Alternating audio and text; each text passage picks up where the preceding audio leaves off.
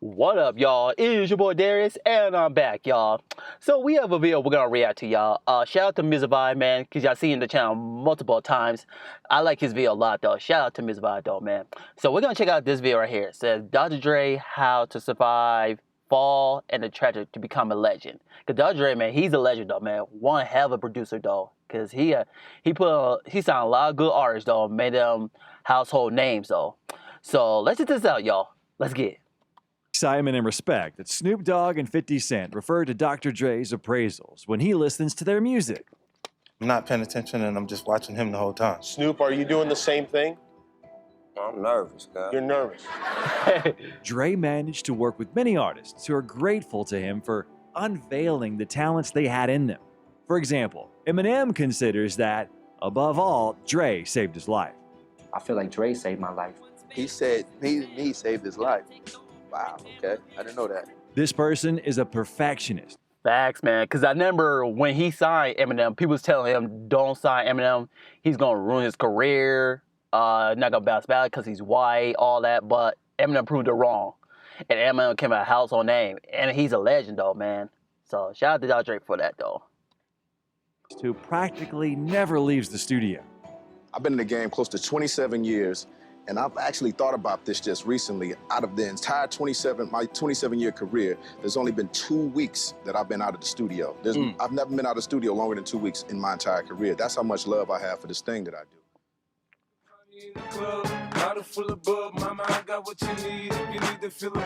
Slim Shady, yes, I'm the real Shady. All you other Slim Shadys are just imitating, so won't the real The mistake, you should have never put my bars with Dre. Them thug niggas have arrived in the judgment day. However, with such a flashy career, many forget what Dre has gone through.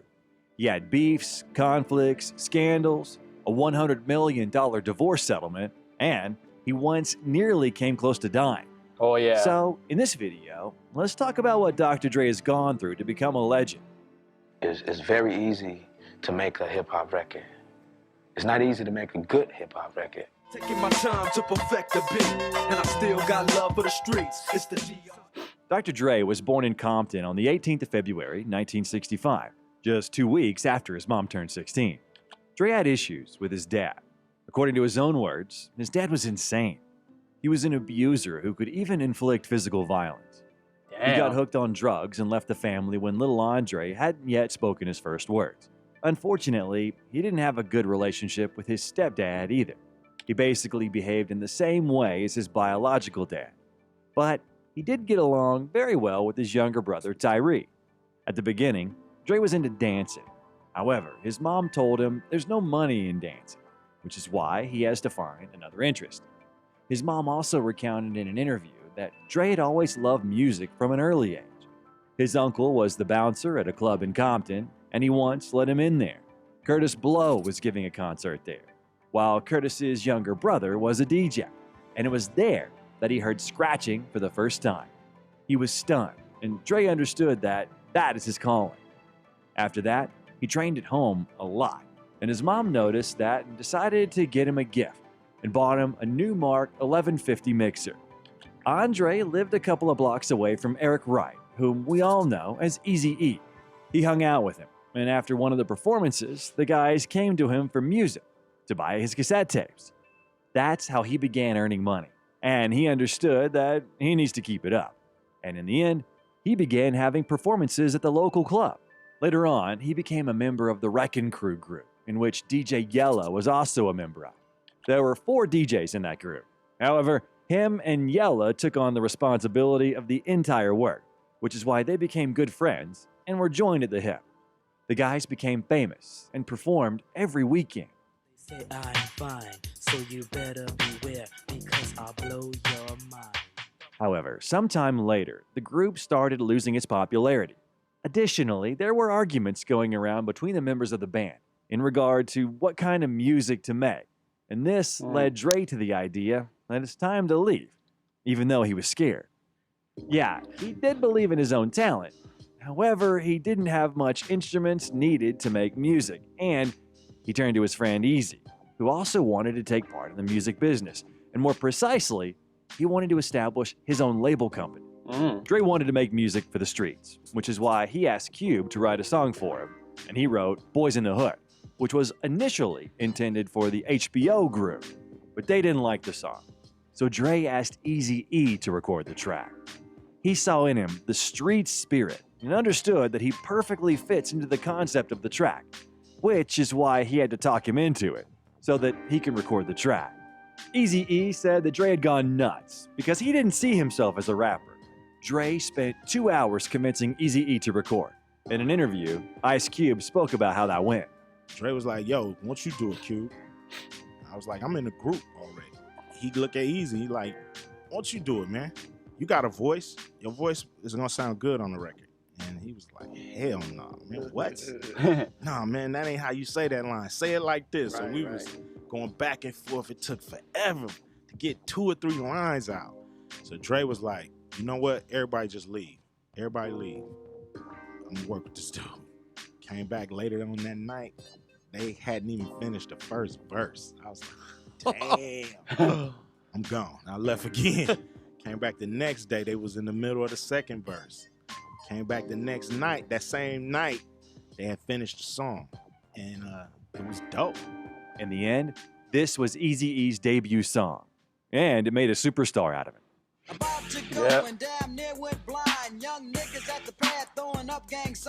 Further, the guys had already created a group under the name NWA, and this song appeared on NWA and the Posse release. It's regarded as NWA's first but neglected album.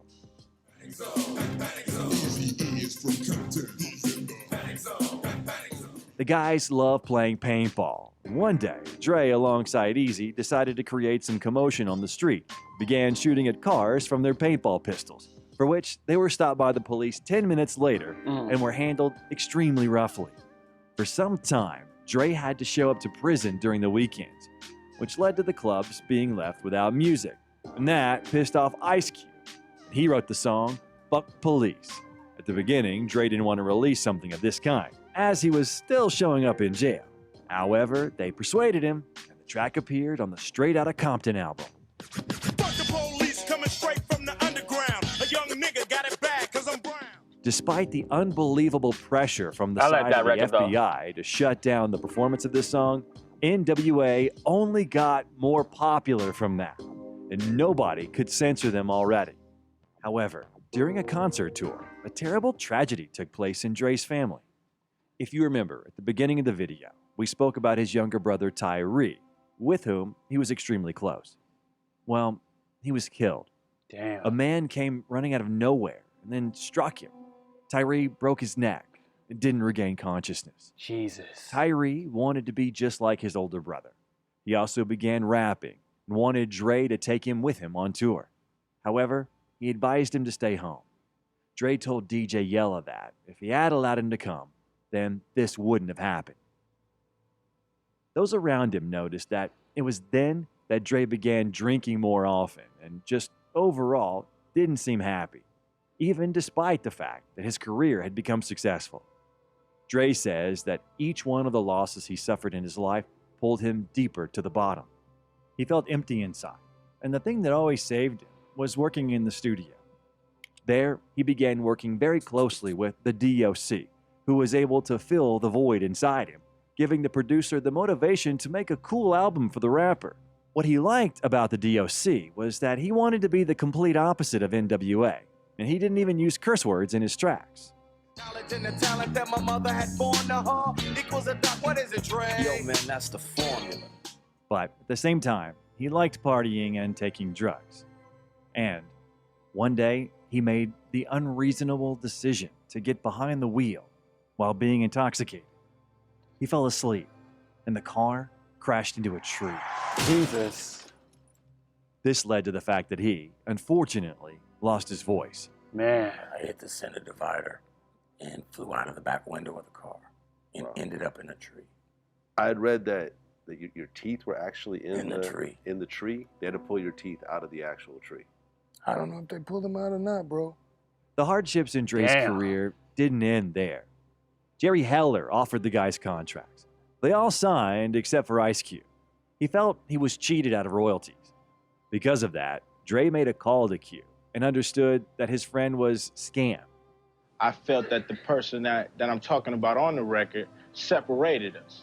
In the end, Dre also decided to check his own contract. Yeah, I remember that one because when I did NWA versus Ice Cube, Who Won This Battle, so if you want to go check that out, I found something about that because Ice Cube felt, cause I know he said in an interview that he felt it was shady that he didn't give his contract the money that he was owed.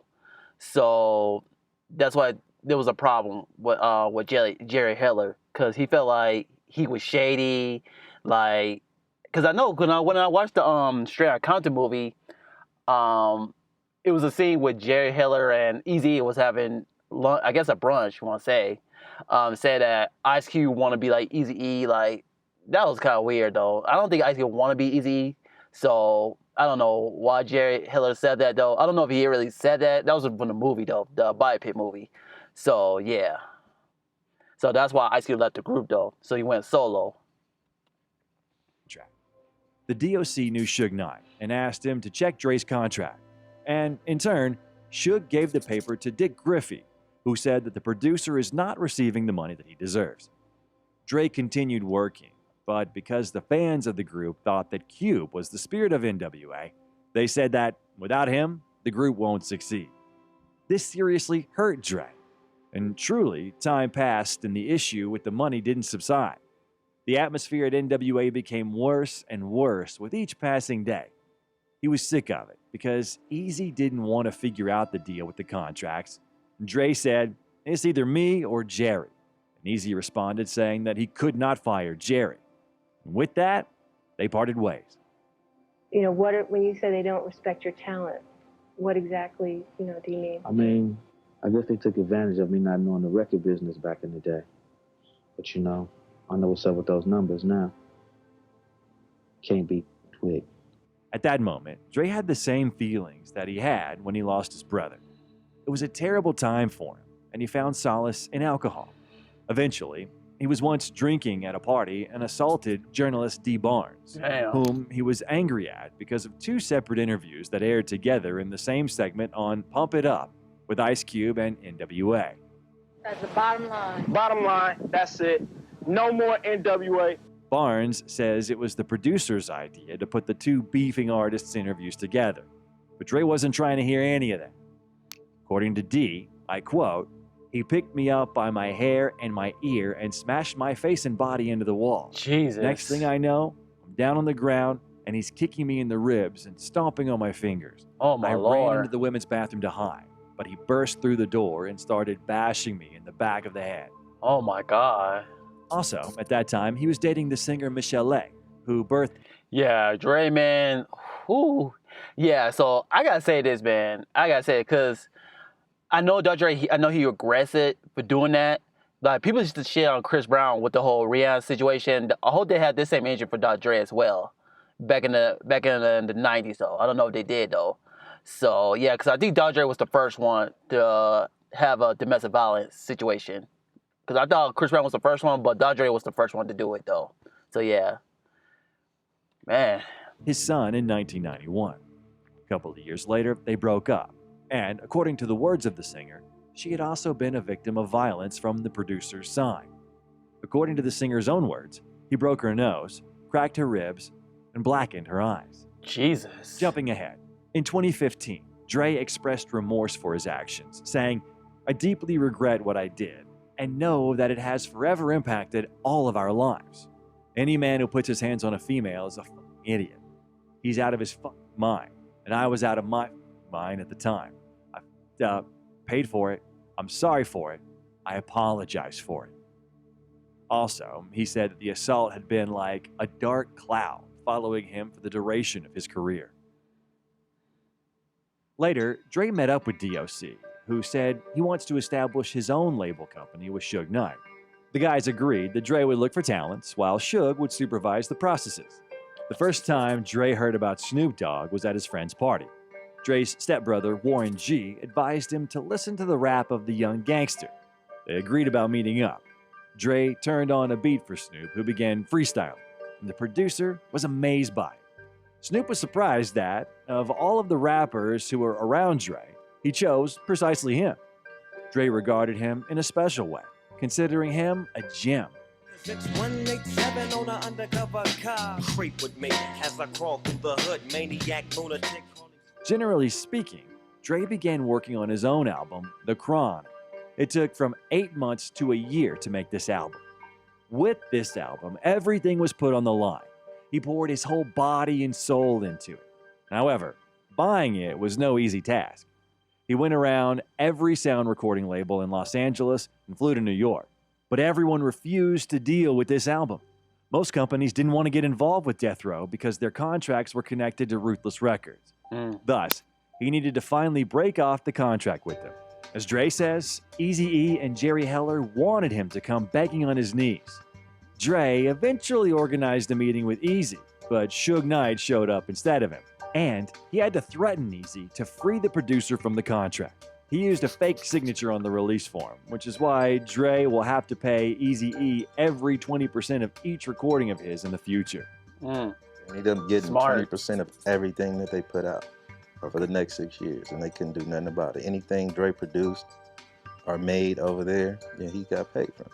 In 1992, no one wanted to get involved with gangster rap because of the pressure received from society. A couple of months ago, Dre interestingly spoke out about why music can influence us so strongly. You have movies where they're killing like 1,000 people in it and nothing is said. That's because music has the ability to touch your soul, and it's a different type of touch. It's a different type of experience when you're listening to music. All right, back to the topic at hand. The only one who decided to take responsibility for this music was Jimmy Iovine from Interscope Records, who was amazed by the quality. In the end, Jimmy even paid radio stations for some time to play Dre's music. And when all the problems were resolved, The Chronic was finally released. Like that and like this and it's like that and like this and like that and it's like this and like. The album occupied third place in the Billboard 200. The record even sold more than 3 million copies in the United States and was RIAA certified as triple platinum a year after it was released, which led to Dre being in the top 10 selling American performing artists of that year, which, as you can understand, served as a great success for hip-hop, especially if you remember the amount of hate that was directed towards this genre at that time. Hell yeah. Dr. Dre's production was credited for the popularization of G-Funk in gangsta rap. He also used this high-pitched synthesizer in NWA.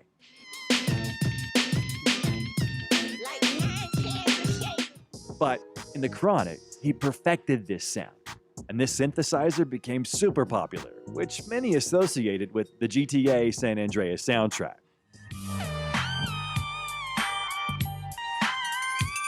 Love that game.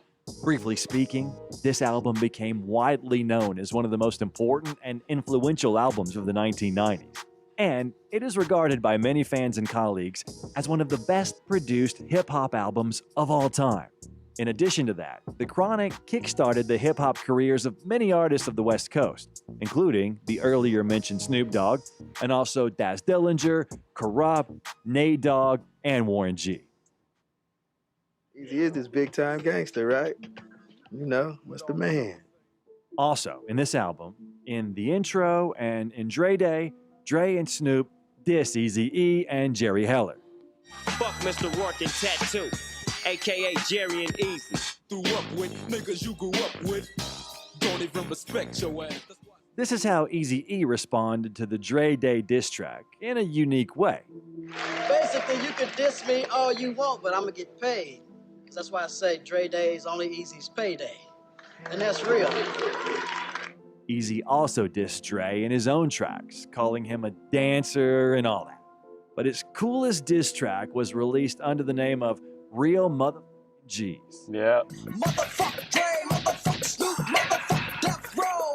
Yo, and here comes my love. The next project that the protagonist of our video worked on was Doggy Style. This is Snoop Dogg's debut album, which became a classic and the most popular in his discography.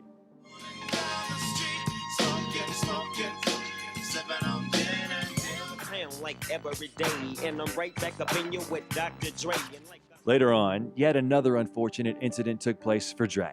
Even though he could have learned a lesson from the DOC story to never get behind the wheel while under the influence, he once also decided to get behind the wheel while drunk.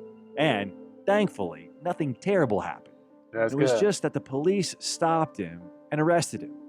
He eventually spent 5 months behind bars, and it was there that he finally decided to rethink his lifestyle and reflect on who surrounds him, what kind of influence these people have on him. Spending time in prison turned out to be a transitional period for him. And while he was in prison, Eazy-E stopped working with Jerry Heller and wanted to reunite NWA. Dre agreed to that, but unfortunately, the plan was never meant to be fulfilled, as Eazy-E was diagnosed with AIDS-induced pneumonia. Damn. Dre went to the hospital to visit Eazy-E, who was already in critical condition, whispered a couple of words to him, and left. This was their final meeting. On the 26th of March, 1995, Eric Wright passed away. Rest in peace, Easy. This was a very difficult time for Dre.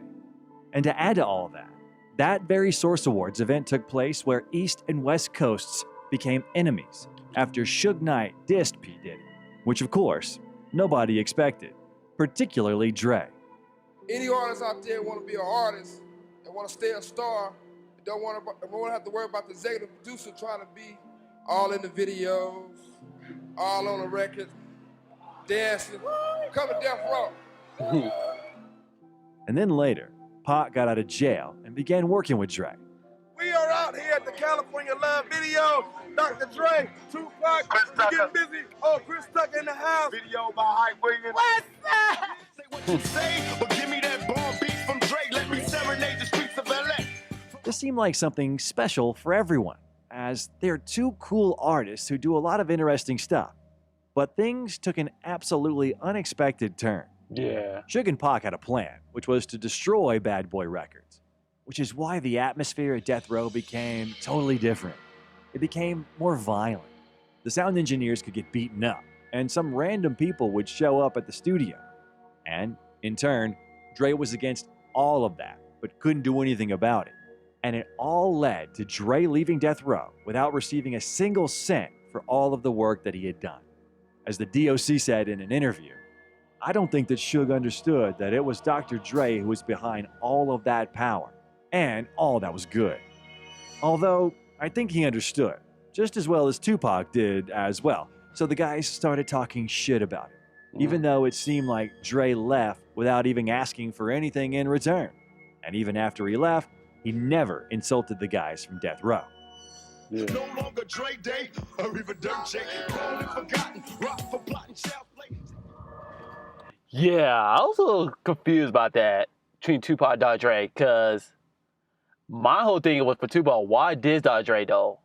I mean, I get he left Death Row, but he didn't get nothing bad for it. So some people say it was wise for Dr. Dre not to respond to Tupac. So yeah, I don't know why. I think he should have gotten in Tupac's ear and told him talk about Dr. Dre. So and then I think Tupac believed it what he should say. So yeah.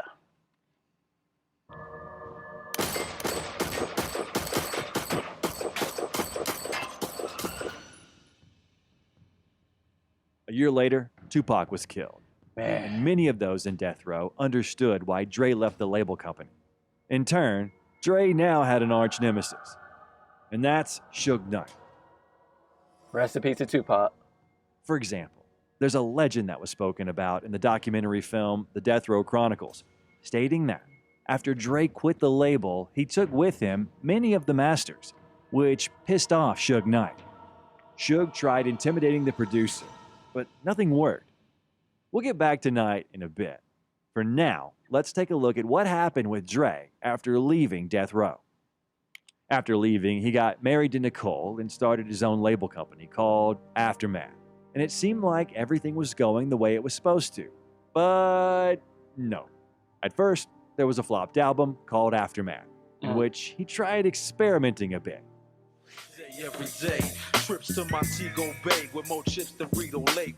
And then there was yet another unsuccessful release with the Firm Group. What you gonna do? 'Cause sooner or later, we'll have your whole crew. Dre then took a break, didn't work with anyone. He was considering which direction he needs to take and move forward in. One day, Him and Jimmy Iovine were sitting and listening to recordings of different artists. And this is when Dre stumbled across Eminem's record and said, "What the f is this? I really need to meet this guy." They got in contact with Marshall, and he later flew to LA. The guys went to the studio, and in the very first second, M said, Hi, my name is Chicka Slim Shady. He played me the beat, and it was like instantly I just started saying it, like, you know, the beat started talking to me like, hi, my name. Like, I started like doing the hook, and he looked at me kind of funny like,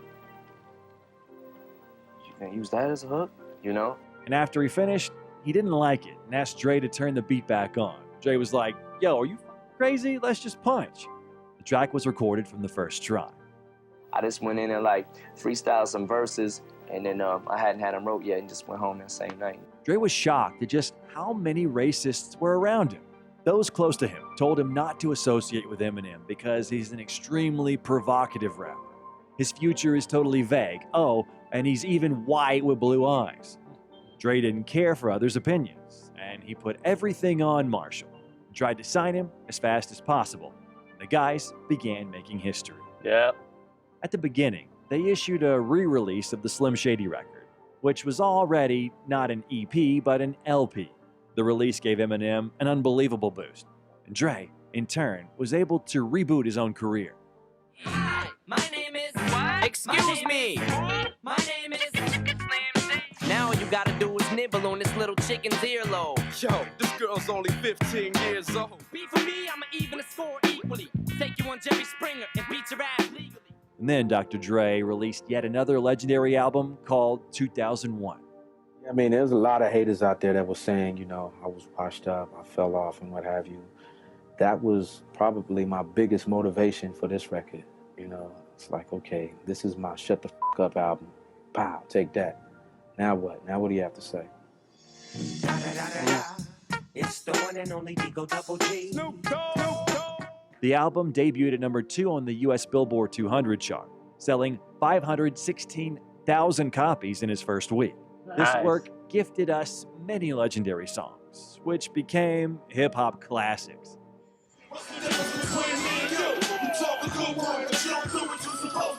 The hood rats still shake it for me. All my true fans still check it for me. When Eminem signed a contract with Dre, he was told that it's cool he's working with him, but he already fell off. So, Marshall had to respond to those so-called critics.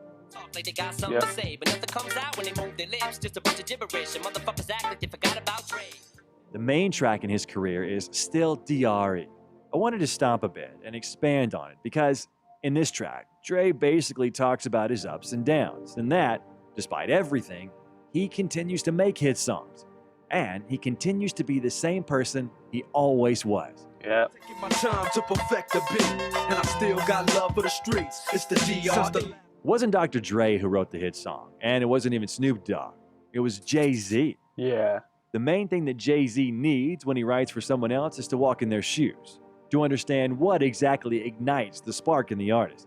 He had a task, which was to write the text in such a way that the track sounds entirely natural coming from the artist's side. Snoop Dogg recounted how that was. Yeah, I gotta be honest with you. I didn't know that Jay-Z wrote this song, though. I did not know that.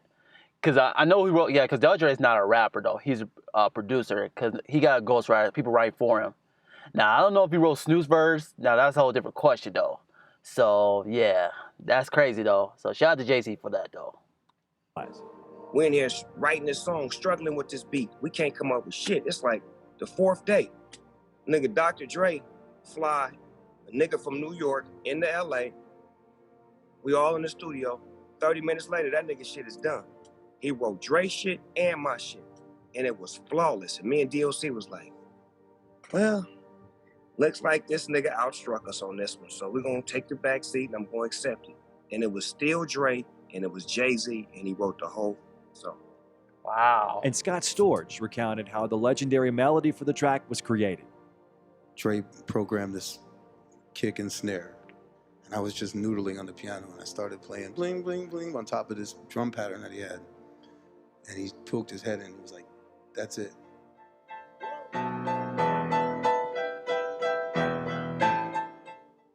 Further, Dre continued working with Eminem.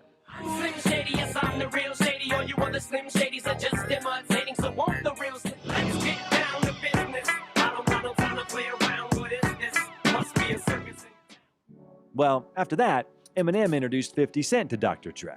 And together, they embarked on a journey in the making of the Get Rich or Die Trying album. Class album. You know, we decided that I was gonna do half of the first album and Eminem would do the other half. And my experience working with 50, it was only about 7 days in the studio. I spent 7, maybe no more than 9 days, I'm not sure, for my entire half. You know what I mean? Damn. I would put up a track, he would write it, spit it, and go, yo, put up another one, put up another, put up another. Easy to see when you look at me.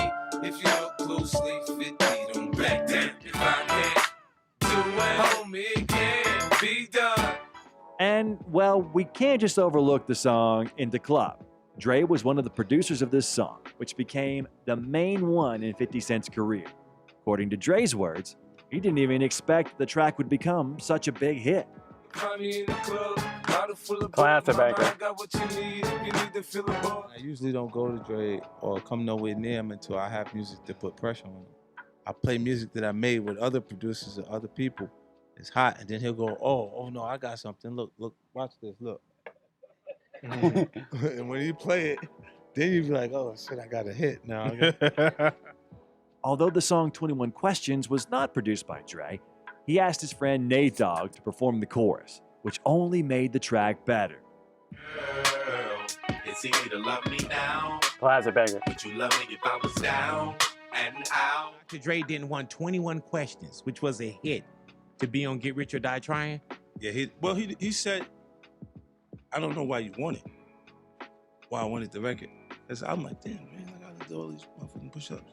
Right, for nothing. The girls are like, As they say, even the best of us make mistakes.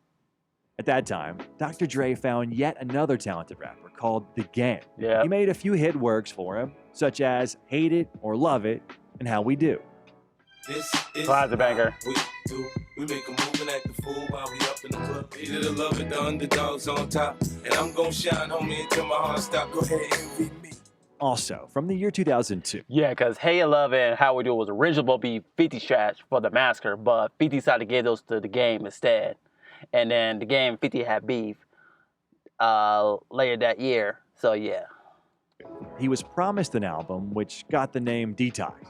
Every year, Dre would say, not yet, just a little while longer. However, he threw away this project and said he wouldn't return to Detox any longer because he just didn't feel a connection with this album. He continued producing tracks for other artists, but he worked the most with Eminem. Together, they recorded the album Relapse. Class album.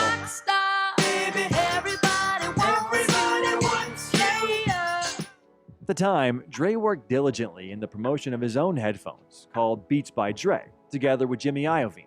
Dre was offered to create his own line of sneakers, but he's not into trendy fashion senses.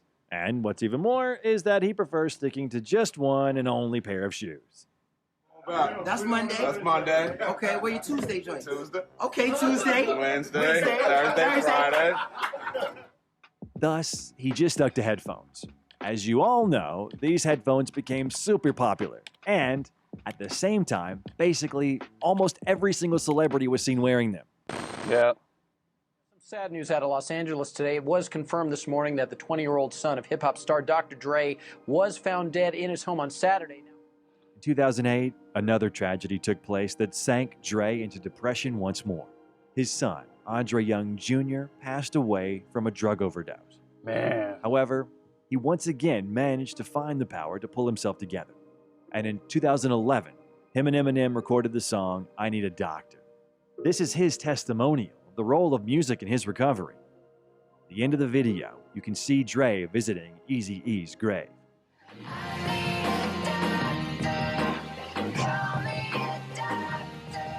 The car crash, I think, is just metaphorically speaking, like, you know, feels like Dre's been in a coma. Like, me and hip-hop are trying to wake him up.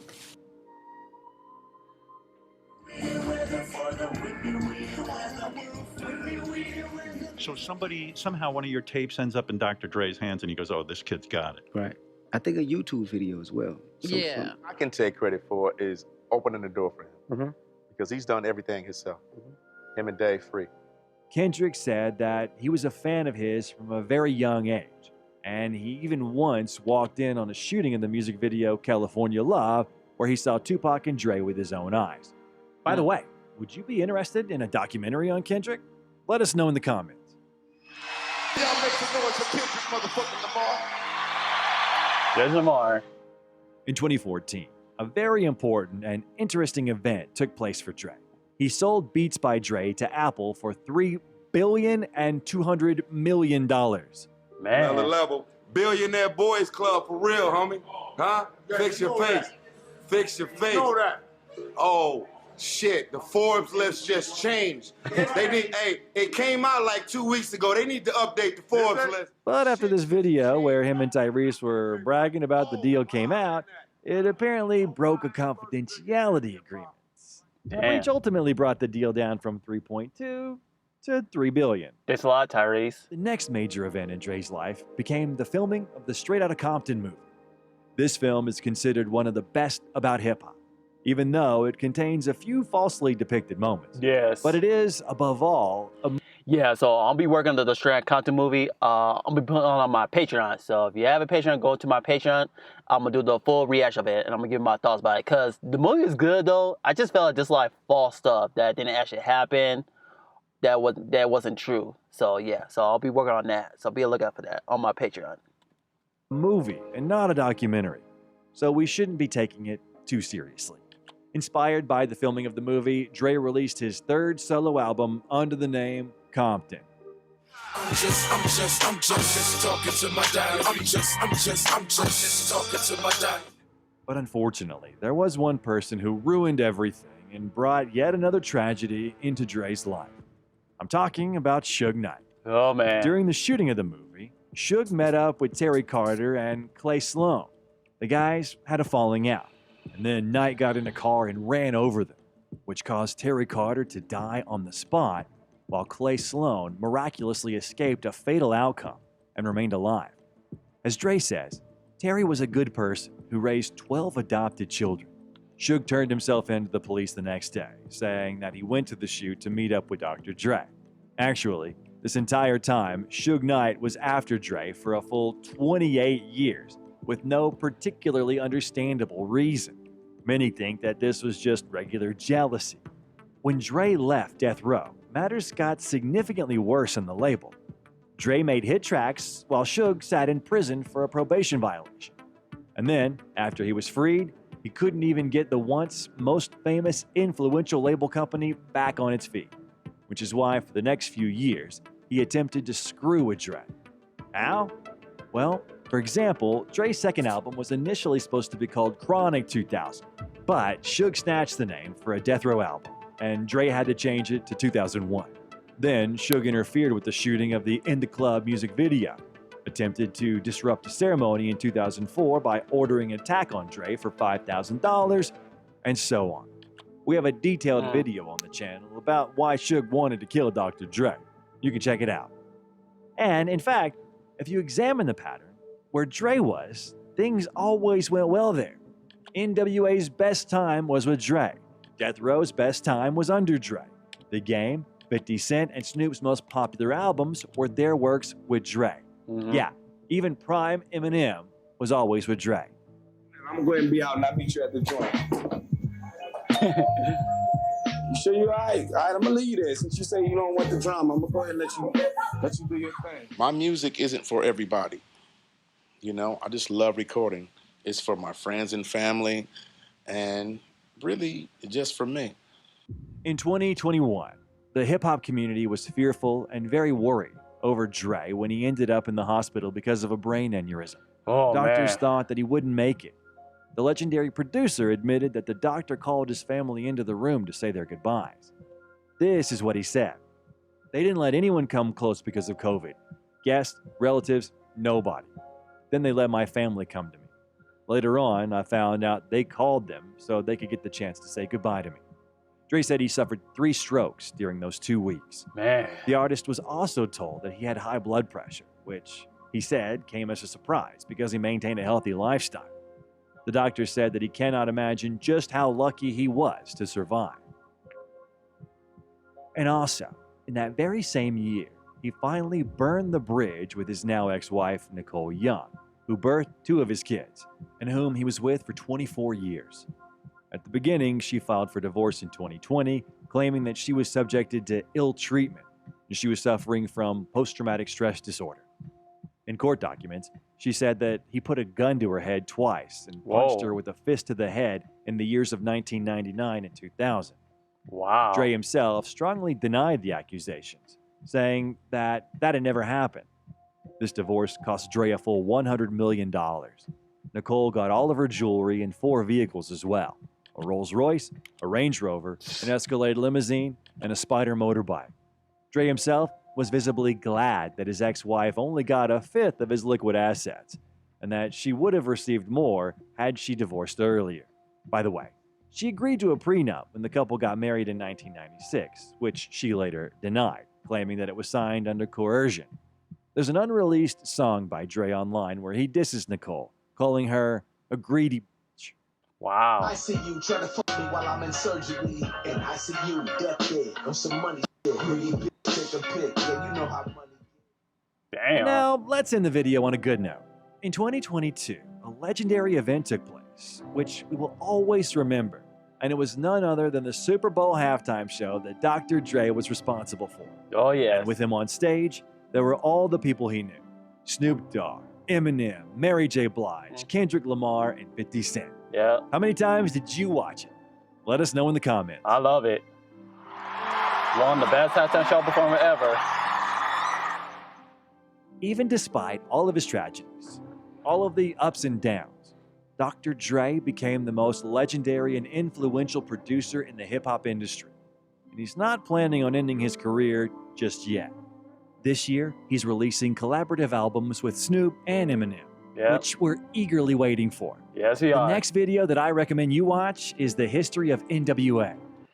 Yeah, man. DRDre, man, he's a legend, man. He put a lot of good artists on, man. Produced all of them, from Eminem, Snoop, The Gang, Kendrick Lamar, you name it, man. DRDre is a legend, though, man. So when he do pass away, his legacy will always live on, though, man. So shout out to DRDre. So I'm looking forward to that new collab album between DRDre and Snoop. I don't know when it's coming out, though. So same thing for Eminem, his coming out. So I really hope I'll be looking out for them, though. So that's the video, guys. I hope you enjoy it. What you think? I will be working on DrDre vs. Easy, Who Won This Battle also. So be a lookout for that. And I'll be working on the straight out content by Pimmo, the full reaction on my Patreon. So be a lookout for that, though. I'll see you guys next video. Peace out, y'all.